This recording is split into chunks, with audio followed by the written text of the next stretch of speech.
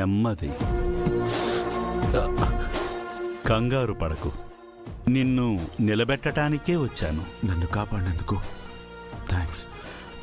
నా పని నేను చెయ్యటానికి నాకు కృతజ్ఞతలెందుకు? మీ పనా?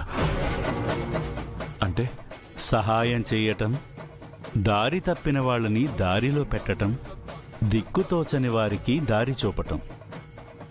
నేనే దిక్కని నమ్మిన వాళ్ల కోసం నేనే దిగి వస్తాను. నేను వెళ్ళాలి. నిదానం.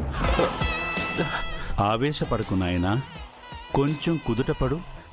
లేదు లేదు, నేను వెళ్ళాలి. గంగని కాపాడాలి.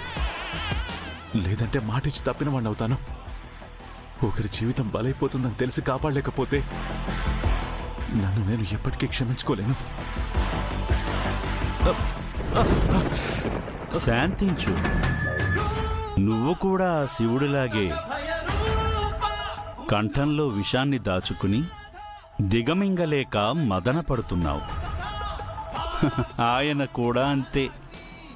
నీకు మళ్ళీ ఆవేశమే. ఆవేశమొస్తే చాలు, రుద్రతాండవం చేస్తాడు. ఆ కోపాగ్నిని, ముక్కంటి జ్వాలల్ని తట్టుకోవడం ఎవ్వరి తరమూ కాలేదు. కాని చివరికి ఏమైంది?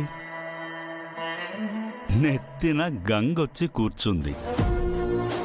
అంతటి ఆవేశాన్ని, ప్రళయాన్ని సృష్టించగల కోపాన్ని చల్లబరిచింది.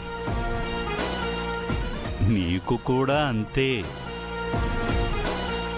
ఆ గంగ నీలో సగమై చేరితే చల్లబడతావు. మీరేమంటున్నారో నాకు అర్థం కావడం లేదు. నేనేమన్నాను? ఆ నీళ్లు గంగాజలంతో సమానం. ఇంకా సిన్ని తాగావంటే కడుపులో చేరి చల్లబడతావు అంటున్నాను. తీసుకుని తాగు.